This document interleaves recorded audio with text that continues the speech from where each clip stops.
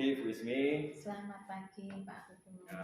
Bagaimana kabarnya? Alhamdulillah baik Pak Kuku, sehat, tetap semangat. Alhamdulillah, insya Allah tetap semangat. Tadi pagi nganterin anak dulu atau gimana Bu? Ya biasa, rutinitas mengantar anak dulu baru berangkat sekolah. Jadi gini, ini mau ada wawancara sebentar. Ya. Kalau menurut Bu itu masalah pendidikan secara umum di Indonesia itu seperti apa sih? Masalah pendidikan. Masalah pendidikan kalau di Indonesia itu secara umum mungkin lebih ini moral. Moral. Iya. Anak didiknya. Iya, perlu membangun moral akhlak anak didik untuk masa depan mereka. Ya, terus kalau melihat kondisi sekolah kita saat ini di SMA Negeri 2 Cepu, kira-kira permasalahan pendidikan atau permasalahan dari anak-anak sekarang itu yang paling umum atau yang paling banyak dihadapi siswa itu apa saja kira-kira? Ya, pertama mungkin itu motivasi. Ya. Motivasi mereka dalam pendidikan itu mereka masih galau. Setelah pendidikan SMA ini mereka mau kemana, mau jadi apa. Nah, akhirnya motivasi untuk sekolahnya kurang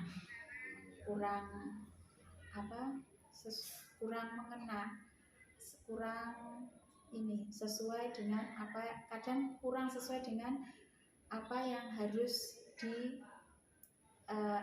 di dalam satu kompetensi itu tadi. Jadi Anda sekarang kan sebagai wakil kepala kurikulum. Jadi salah satu strateginya itu kan siswa dapat lulus pada level SNMPTN, lulus langsung berdasarkan nilai. Nah itu kan, itu kan siswa harus nilainya itu selalu naik dari semester 1 sampai ke semester akhir ya, semester 5 atau 5 ya. Jadi itu kan ada salah satu strategi bahwa siswa itu nilainya harus naik, padahal ketika siswa itu misalnya kelas 10 naik ke kelas 11, kadang-kadang kan dia kan bloyor gitu loh. Jadi ya gitu motivasinya menurun ya. Jadi kan dia nilainya sebenarnya turun, tapi karena ada aturan itu supaya itu nilainya harus naik supaya grafiknya naik. Ya, bagaimana jenengan menghadapi tersebut seperti apa Bu? Sebagai wakil kurikulum. Ya, kita tidak boleh hanya melihat siswa dari sisi akademisnya saja. Jadi apalagi terutama siswa yang memang punya motivasi melanjutkan, ingin lulus SN, itu kan mereka biasanya sudah ada motivasi yang bagus, kemudian hasil akademiknya itu yang kadang memang mereka naik turun karena pengaruh lingkungan bisa, atau mungkin ya ada masalah pribadi yang kita juga tidak tahu persis seperti apa masalahnya. Nah seperti itu kita harus gali. Misalnya seperti yang dikatakan Pak Kuku tadi, siswa ini di kelas 10 nilainya sudah bagus, di kelas 11 seharusnya nilainya harus grafiknya naik. Nah itu kalau saya sebenarnya meskipun kondisi akademisnya dia kok turun, sekiranya masih bisa ditolong, tidak terlalu jauh, saya akan berusaha membantu siswa tersebut untuk naik nilainya itu naik, supaya grafiknya naik meskipun hanya 1 angka. Nah, kenapa? Karena saya berpikir mereka itu kan berproses, dan ini saya anggap adalah proses yang masih sangat awal. Kalau di awal kita sudah mematikan dia dengan tadi kita tidak mau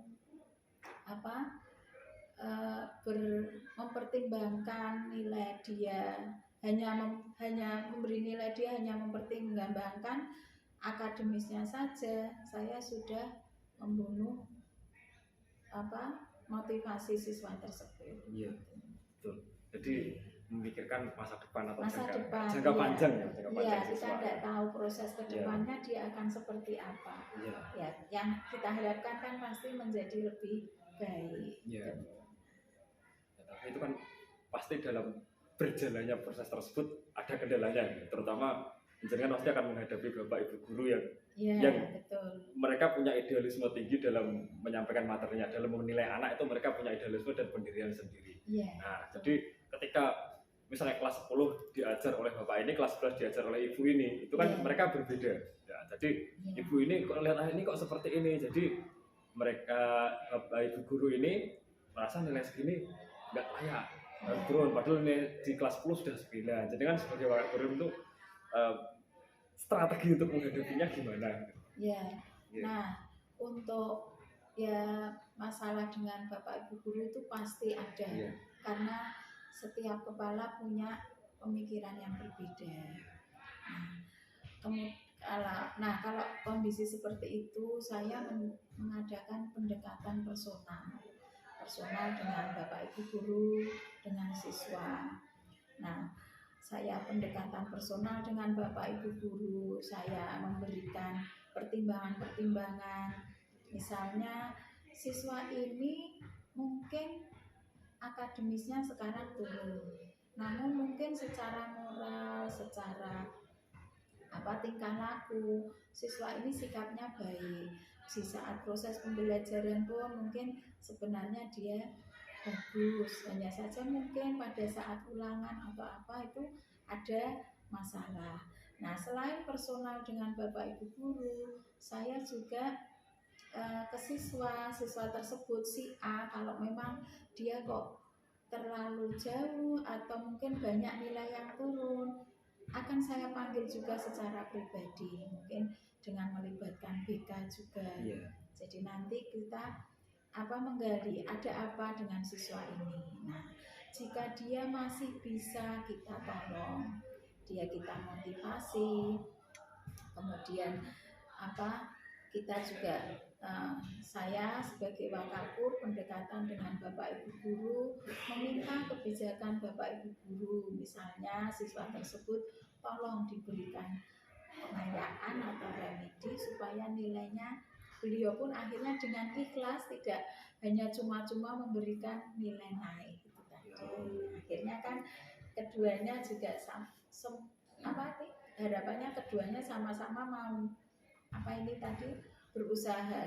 Jadi yang bapak ibu guru juga tidak memberikan nilai cuma-cuma, si siswa pun juga termotivasi untuk ini tadi diingatkan dia tujuannya itu pengennya apa, cita-citanya.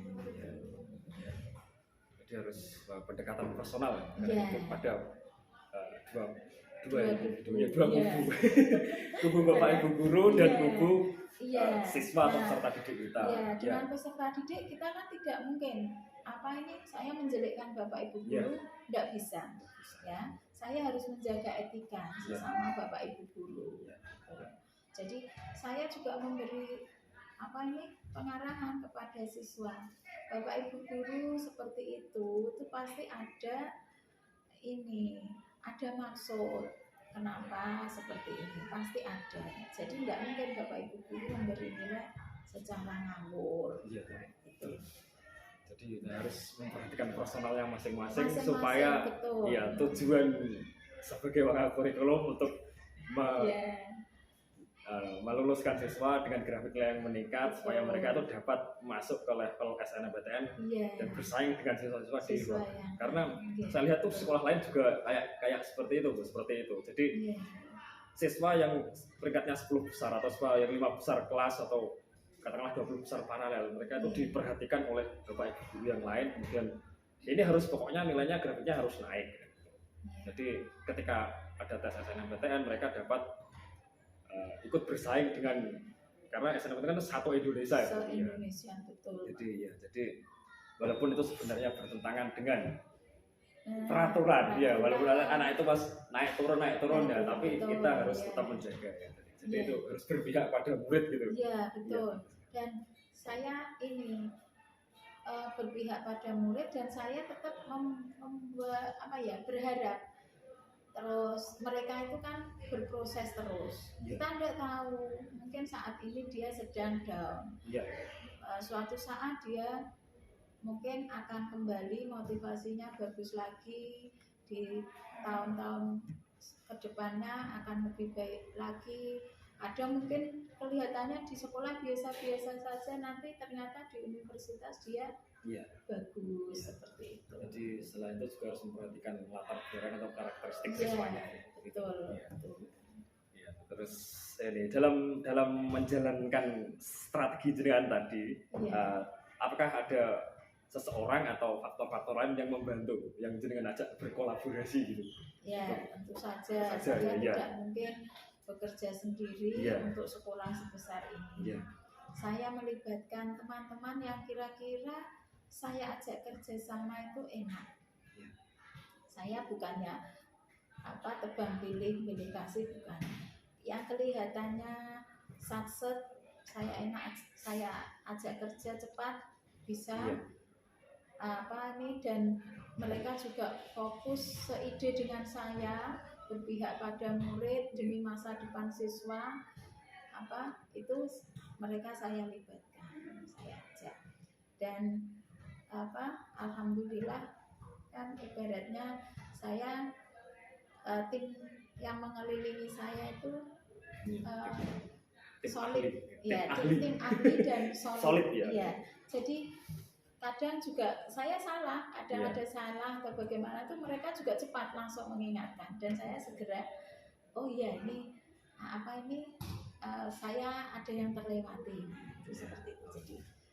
Jadi bukannya saya tidak mau bekerja sama dengan senior, itu bukan, tapi saya memandang yang ini saja yang bisa bekerja dengan saya seide dan cepat, karena kita semuanya punya visi, pengen membawa siswa itu ke arah yang lebih baik. Jadi harus punya tim yang handal untuk melancarkan strategi. Itu terakhir, kira-kira pembelajaran apa yang jenengan petik dari pengalaman dalam mengambil, baik untuk misalnya pembelajaran kesan-pesannya untuk Bapak Ibu guru atau untuk siswa, itu gimana ya pembelajaran itu? Kalau itu yang hikmah yang bisa saya ambil, jadi setiap orang itu punya karakter yang berbeda, setiap orang punya cara pandang yang berbeda, dan saya tidak bisa membuat orang harus seide atau membuat orang itu setuju dengan pendapat setuju, selalu setuju, selalu menganggap baik apa yang saya sampaikan. Itu.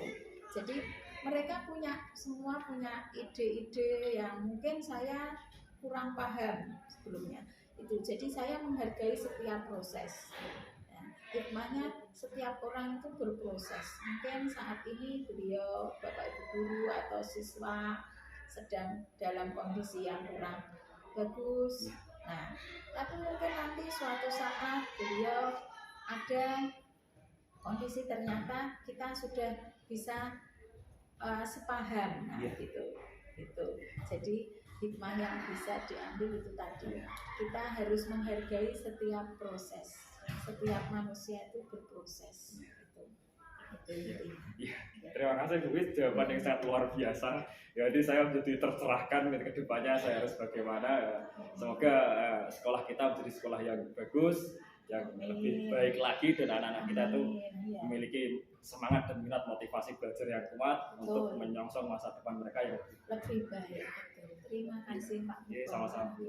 Selamat pagi, assalamualaikum. Selamat pagi, waalaikumsalam warahmatullahi wabarakatuh.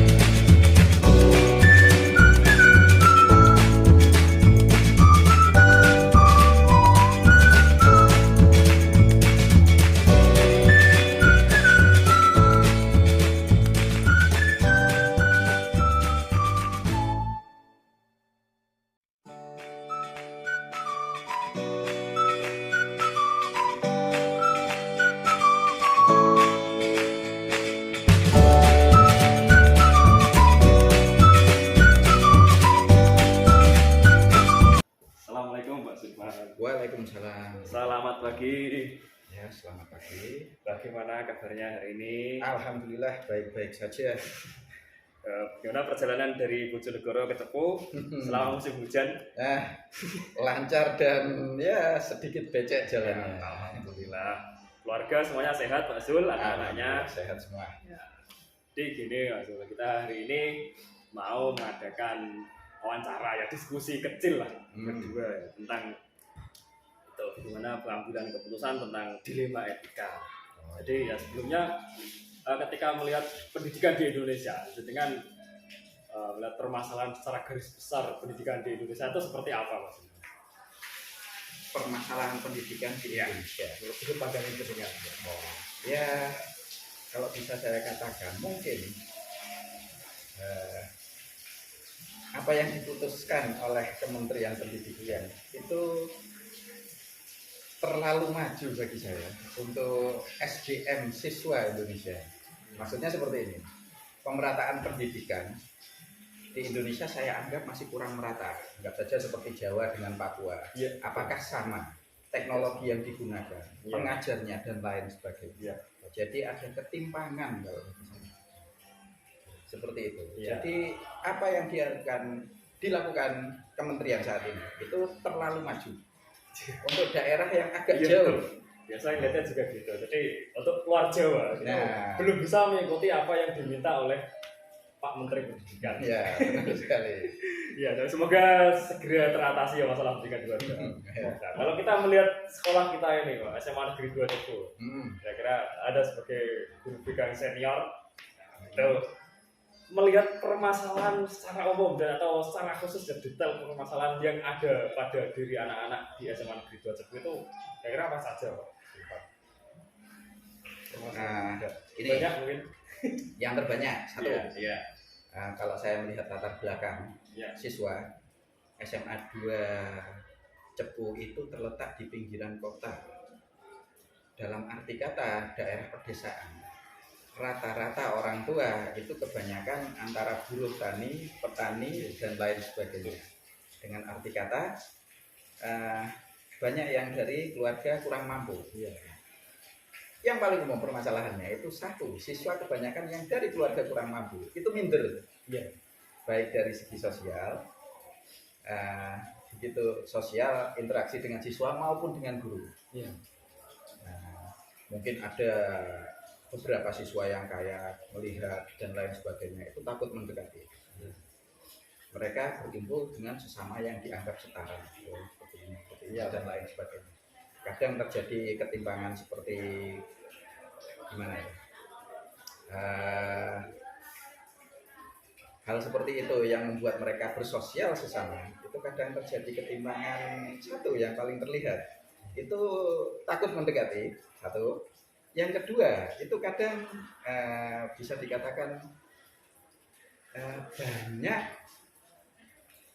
rasan-rasan di belakangnya, mungkin mulai dari barang, mungkin apa ya, keeksisan di media sosial contoh, lagi di sini bermain, kadang menimbulkan rasa iri. Terus gini lagi Pak, ini kan kita lihat anak sekarang itu kan moralnya kan kadang kurang gitu bagus ya, degradasi moral istilahnya kan gitu ya. Seperti itu. Terus kita lihat sekolah kita dulu ada pernah kasus, ini enggak hanya sekolah kita, mungkin di sekolah yang lain juga banyak tindakan asusila. Tindakan asusila yang terjadi pada siswa kita setelah dia itu berada di kelas 12. Nah, jadi ini kan sebuah dilema ketika kita melihat ada siswa yang melakukan tindakan seperti itu, kemudian sekolah itu banyak tekanan untuk mana harus dikeluarkan, sedangkan aturan itu tidak membolehkan itu. Itu dulu kan pasti ingat kasusnya seperti itu. Itu gambaran jenengan terhadap kasus itu seperti apa gambaran jenengan? Ya, ada beberapa sebenarnya untuk tindakan asusila. Yang paling sering terjadi itu berhubungan dengan sesuatu yang berbau porno, baik pornografi maupun porno aksi. Padahal ya masih SMA Pak ya? Ya, hitungannya masih dikatakan belum dewasa. Nah, kita mulai dari pornografi dulu. Iya. Zaman sekarang teknologi HP dan bisa dikatakan apapun itu sudah semakin mudah yang berhubungan dengan teknologi. Ya mohon maaf kalau akses untuk berbau yang asusila seperti itu gampang dari siswa. Nah, kadang beberapa saat kita melakukan razia HP dengan persetujuan siswa maupun orang tua, itu kita lakukan dadakan, kita cek HP-nya. Ada beberapa yang memang seperti itu, menemukan mulai dari gambar porno ataupun dari video porno, pornografi. Nah, sedangkan yang satunya porno aksi.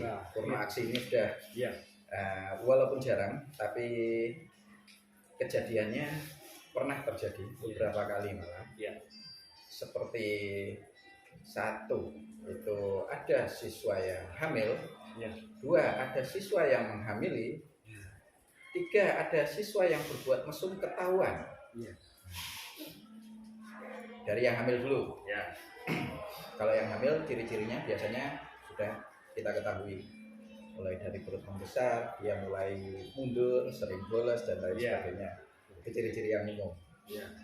Kalau bicara mengeluarkan tidak, sebenarnya gini, aturan dari pemerintah memang hal seperti ini tidak bisa. Saya pernah ditanya beberapa kali, baik dari wali murid ataupun dari wali murid yang menjadi komite waktu itu, ketua komite malah mengatakan, kalau siswanya hamil, kenapa harus keluar? Saya katakan tidak keluar, Pak. Yang ada itu adalah siswa, keluarga itu merasa malu, mereka mengundurkan diri. Jadi selama ini hal seperti itu, kasus hamil siswi itu kita tidak pernah mengeluarkan, tapi semuanya mengundurkan diri. Semua. Belum pernah terjadi selama saya di sini kurang lebih 13 tahun itu terjadi mengeluarkan siswa satupun. Itu belum pernah.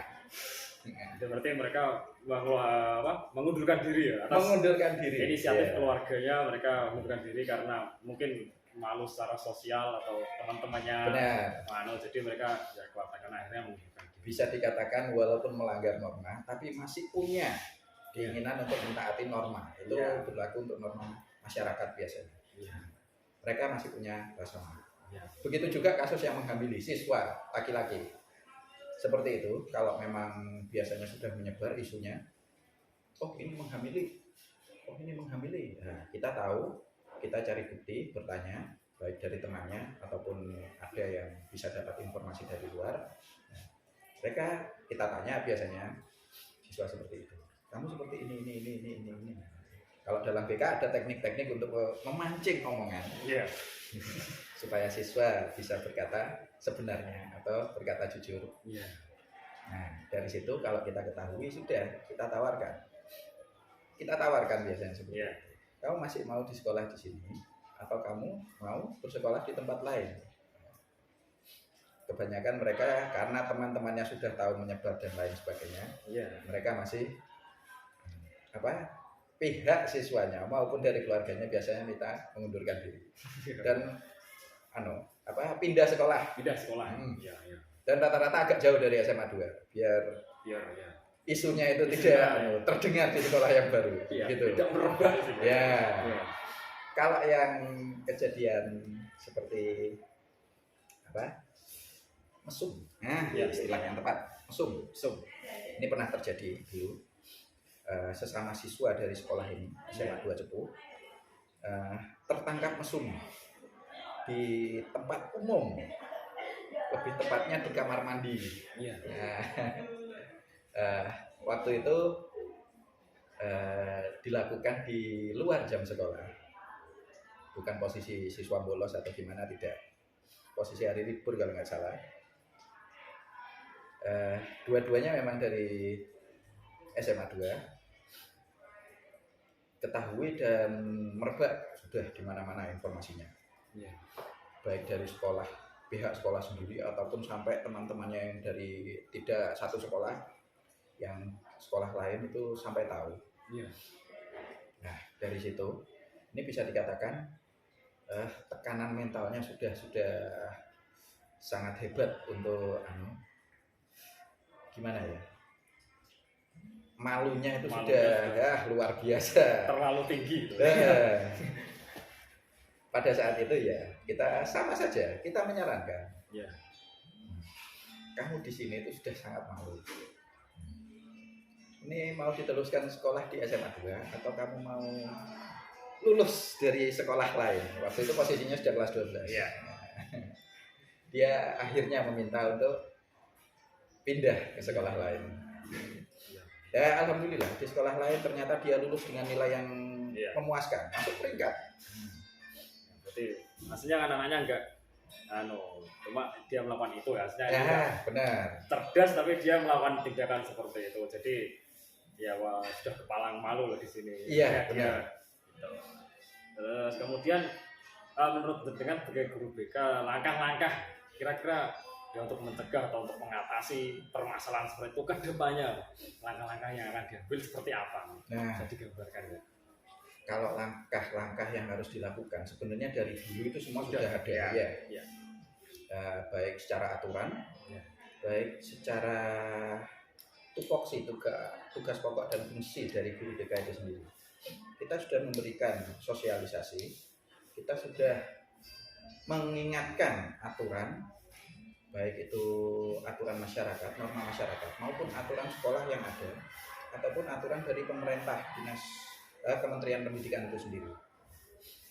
Yang namanya asusila itu tetap kadang berbau gimana ya, abu-abu. Iya. Ada beberapa yang mengatakan ya karena di Indonesia mayoritas orang Muslim, Islam. Iya. Seperti contoh bergandengan tangan itu bisa dikatakan itu sudah melanggar. Nah, bergandengan tangan, kadang berboncengan dengan lawan jenis laki-laki perempuan itu kadang bisa dikatakan ya itu sudah melanggar aturan. Kadang ada yang sampai berbuat sedikit jauh, mungkin sudah bisa dikatakan berciuman dan lain sebagainya, sampai melakukan hubungan suami istri. Itu yang kalau bagi saya secara harfiah artinya saya lebih mendekati seperti itu. Sesuatu yang sudah berbau porno aksi. Tindakannya ya banyak sekali. Mulai dari itu tadi sosialisasi ke siswa, sering mengingatkan. Kadang kita juga bekerja sama dengan guru agama, guru mapel lain juga, terutama di pendidikan karakter. Jadi harus berkolaborasi kolaborasi sama dengan guru lain. Benar sekali. Apapun itu, kadang kita juga kolaborasi dengan dinas yang lain.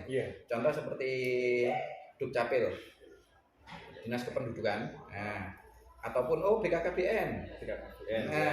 Itu kadang memberikan sosialisasi tentang bahayanya hamil muda dan lain sebagainya. Kita juga pernah berkolaborasi dengan pihak kepolisian, sama ada beberapa yang menjelaskan tentang itu dan lain sebagainya.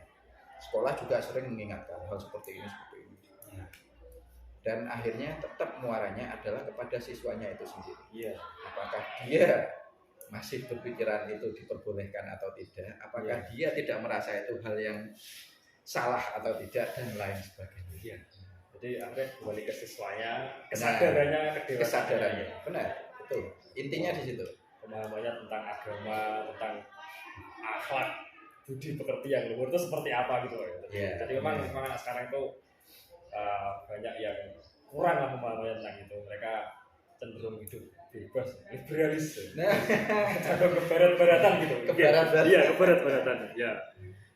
Terakhir Pak, ini apa hikmah atau pesan-pesan Anda yang harus sampaikan untuk misalnya untuk siswa bisa, untuk wali murid bisa, atau untuk bapak ibu guru yang lain? Satu pesan yang umum dulu. Kalau secara umum untuk memaksimalkan pendidikan siswa itu kita memang perlu bekerja sama dengan orang tua. Ini yang kadang sering luput, bisa dikatakan luput.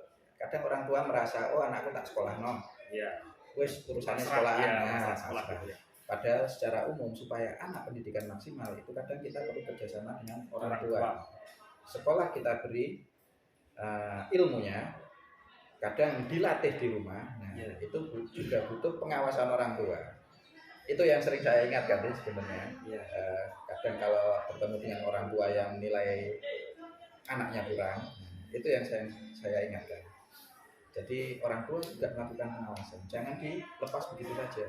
Kadang anak merasa gimana? Setelah sekolah, jam bebas wes, nggak usah latihan, terus nggak usah nyantai aja, kosan aja, HP-nan. Itu yang sering terjadi. Di kamar dikunci, HP-nan, sampai malam dan lain sebagainya. Nah, penyebab kalau secara khusus ini yang juga beberapa kali terjadi. Sayang anak itu memang penting, tapi jangan terlalu sayang. Jangan terlalu sayang ini seperti contohnya ada beberapa sebenarnya, terutama guru yang bersikap agak keras dalam mendidik siswanya. Pernah ada beberapa laporan itu, walaupun guru zaman sekarang sudah tidak main tangan, tapi dilaporkan, guru ini omongannya terlalu keras. Tidak terima, sakit hati anaknya. Nah, seperti itu. Mohon maaf, jangan terlalu dimanja kalau seperti itu. Guru itu mendidik, tidak ada kata penghinaan terhadap siswa apapun itu.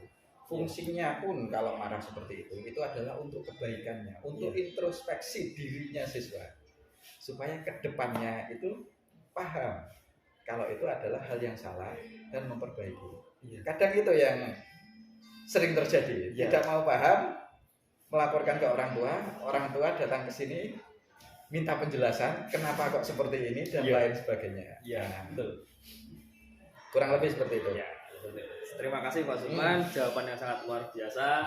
Sama-sama. Semoga sekolah kita semakin baik, semakin maju ke depannya, dan semoga anak didik kita menjadi generasi muda penerus bangsa, mampu melanjutkan ke perguruan tinggi atau yang bekerja dengan baik dan berguna bagi masyarakat atau sesama. Terima kasih Pak Sulman sebelumnya. Sama-sama. Assalamualaikum warahmatullahi wabarakatuh. Waalaikumsalam warahmatullahi wabarakatuh.